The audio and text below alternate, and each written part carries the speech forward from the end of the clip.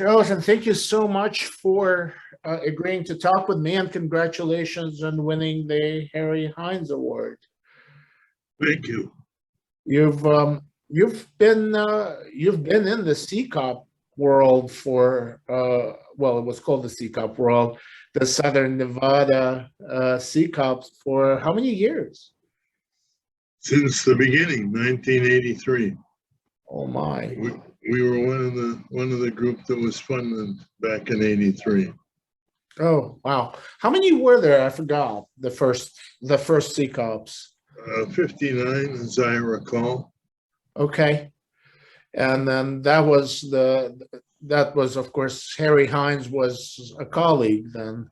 Yes.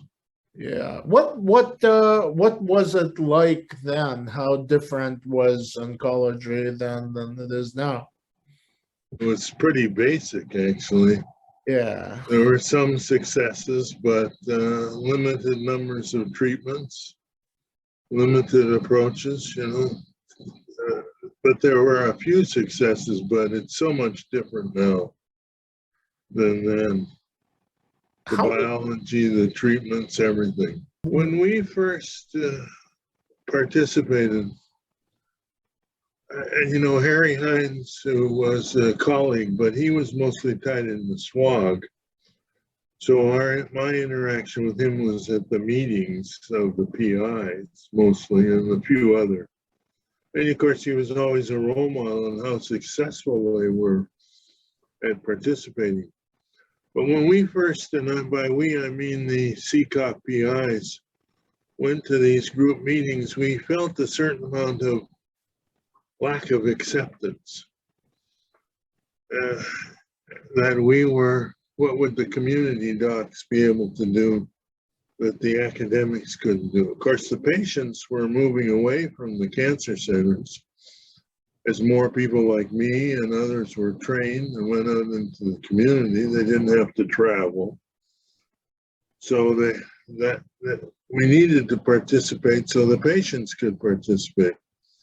But it took a while for the CCOPs to be accepted. Some groups better than others, more quickly than others.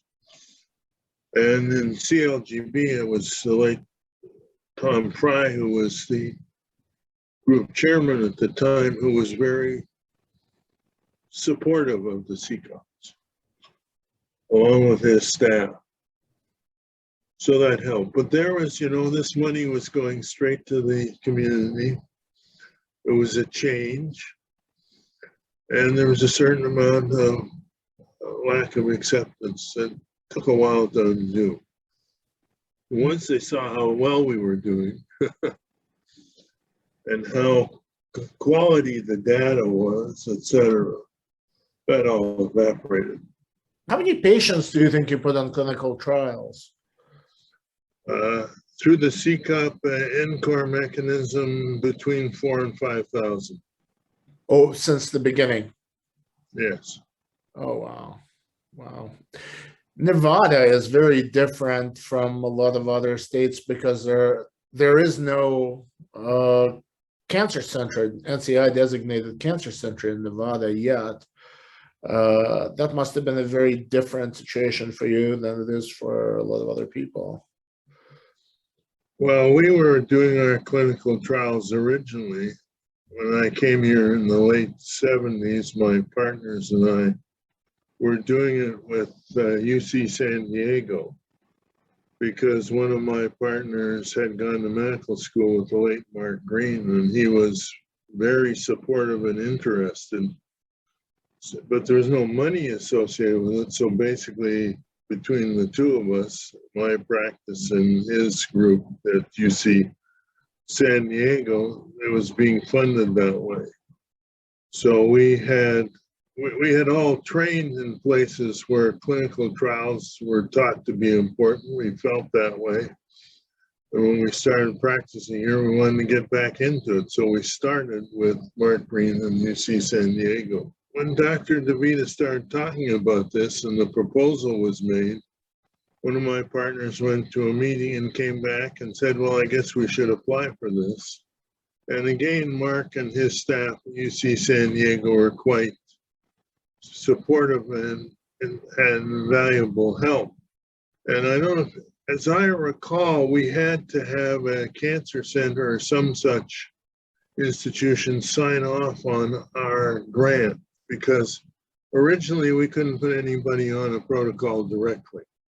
We had to go through what would be called a main member, and the CCOPs were a special status. So we were supported in our application by the UC San Diego Cancer Center, John Mendelson and Mark Green, and that's how we put our application in. And for quite a while, we had to do our accrual through them until they loosened the strings. The other thing that happened was that they were part of CALGB, which is how we got into CALGB, because originally we could only pick one multi-disease group, and we could have specialty groups. So we picked CALGB, and then we had NSABP and RTOG, etc. But originally you could only have one. Way different now, of course, where you have the whole menu available to you. Mm-hmm. Mm-hmm. How difficult was it to convince your colleagues or the rest of the, or maybe even competitors, that this is worth doing? Well, we started, there was a little bit of SWOG presence in Las Vegas in a different practice. So my group and the radiation therapists in another group sat down and said, well, we want to apply for this. We want to make sure it's a community resource. So we decided to not hook it to a hospital, but to create a nonprofit foundation, which still exists today. It was the Southern Nevada Cancer Research Foundation.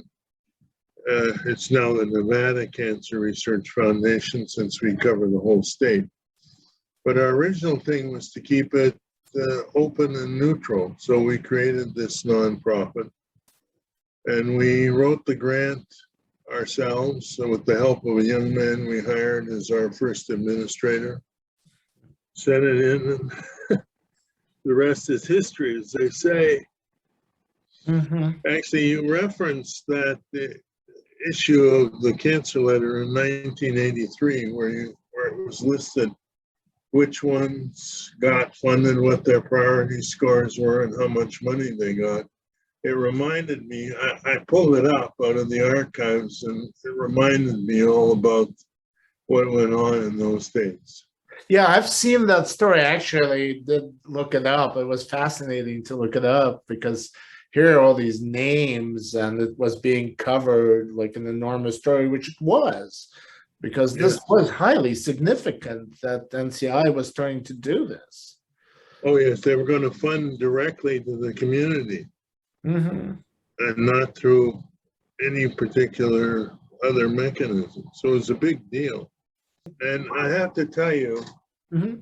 we assumed that our pink slip, then they had the priority score came on a pink slip, that we would get a bad priority score.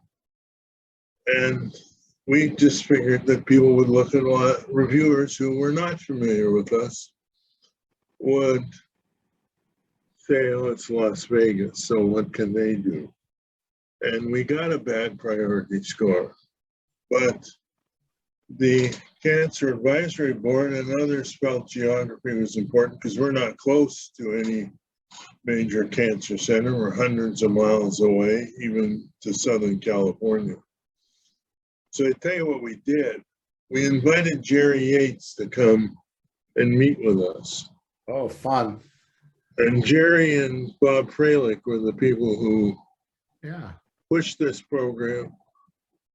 And since Bob had been in private practice for quite a while, he had a connection to a lot of the CCOPs who were in private practice.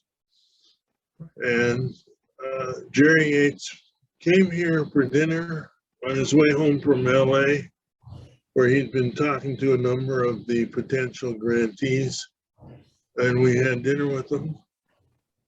And and then he took a red eye home. He was a super guy. Both of them were. And I think that he and Bob didn't agree with all the priority scores and helped get us funded. Oh, And it worked. And we've kept it as a nonprofit, and it's open to whoever wants to participate. how large was your practice at the time? How many docs? 3 oncologists. And in the radiation group, there were 3 radiation therapists. And how many now? What's happening now? Well, remember, we're like a decentralized model. We have many practices in the state. My group has 12 oncologists. US Oncology participates with us. They have 30 or something. There's other smaller groups. Then we have the people in Northern Nevada and Reno and Carson City participating. And then we have affiliates in Kingman, Arizona, Pismo Beach, California, 2 in Renton, Washington, and 1 in Yakima, Washington. Fascinating. What kind of a population do you work with? It's got to be very diverse and fascinating people, groups of people. Got to be huge. Yes, and of course, since we're in multiple places, it's a little different in each place. Right. Las Vegas metropolitan is 2.5 million. It's pretty diverse, and it's interesting. Reno's much smaller and different from Las Vegas. And the prevention trials have to be very interesting there too. Well, we were lucky enough through the efforts of CLGB to get into the prostate cancer prevention trials and the breast cancer prevention trials, and we were very successful in recruiting patients to them. I wish we had some more of those. Well, big trials like that, they're valuable, and it keeps, participating in this keeps it interesting, because you're exposed to all sorts of expertise and ideas, and it's just not routine. yeah. Why is it that Nevada does not have a cancer center? I mean, efforts have been made. I covered one of them in Las Vegas, but there hasn't been a designated cancer center. And as far as I can tell, there isn't one even in the works. Nobody seems to be working on putting one together, as far as I know. I could be wrong. No, there isn't one in the works. And I don't know why there's never been one. I suppose to start with, it was a small population. When we applied for the grant, there probably were 400,000 people, maybe, something like that, maybe less. And it's a situation where there's multiple private practices participating in research with no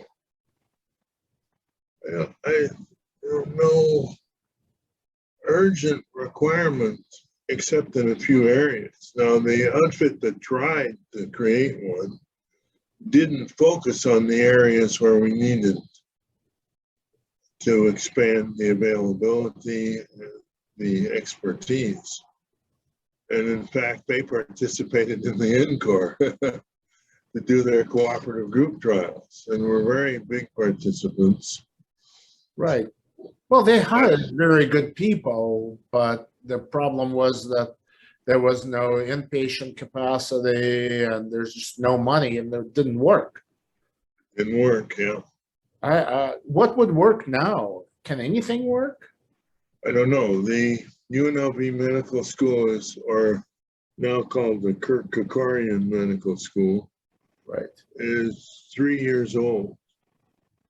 The new dean now is a hemonc, but I don't think he's practiced for a long time. And I don't know that there's the nidus of basic research, et cetera, to support a designated cancer center. Yeah, well, one can always recruit. It's just it takes political will and a lot of money to do it. That's right. You know, one of the biggest stories I think I'm covering, one of the biggest stories I'm covering now, all of us are covering now, is this kind of a merging of community and academic oncology. It's kind of becoming really one and the same because of how complex the field has become. Are you seeing that? How is that we're looking to you? Not much, because we don't have the academic to merge with. We have called upon people in sociology and psychology and stuff at the university to help us from time to time. But you're right. Certainly many of the new protocols, cancer care delivery, and others are challenges to an NCORP like ours, which is a distributed model without the institution is the NCORP, and it provides the infrastructure support. But we have, every practice has their own EHR. So when a protocol comes along, we want to take the EHR and link into it. That becomes problematic. If they want to have psychologists or people like that, well, it's a challenge.